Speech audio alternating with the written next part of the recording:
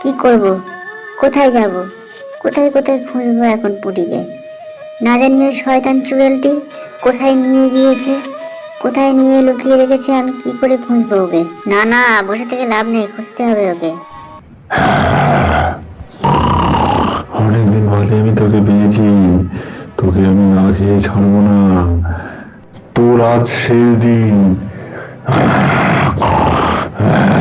তখনই টুনি এসে বাঘের চোখে ঠোকর মারতে বাঘ পালিয়ে যায়। কে বন্ধু তুমি?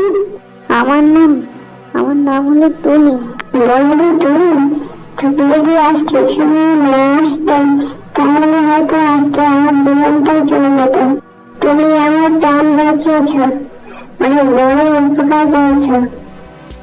আজকে যদি তুমি ঠিক সময় না আসতে বন্ধু, তাহলে হয়তো আমার প্রাণটাই চলে যেত।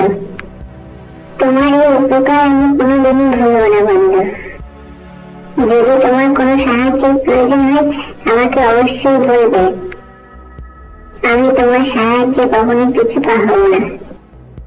জানো বন্ধু, আমার একটি ছোট্ট মানব বন্ধু আছে, তার নাম পুটি। কিন্তু তাকে একটা শয়তান রাক্ষসী চুড়েল তাকে তুলে নিয়ে গিয়েছে।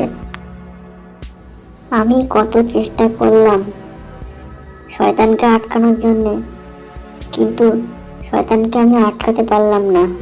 তুমি চিন্তা করো না, তোমার বন্ধু মানে সেটা আমার বন্ধু। আমি তাদেরকে খুঁজে বার করবই। আমি হলাম বানর রাজ। আমার একটা বিশাল বড় বানর সৈন্য দল আছে। সেই দলের সাহায্য নিয়ে আমি তোমাকে সাহায্য করবো তোমার পুটিকে খুঁজে দেওয়ার জন্য। চলো, আমি তোমাকে আমার বানর সৈন্যকে নিয়ে যাই।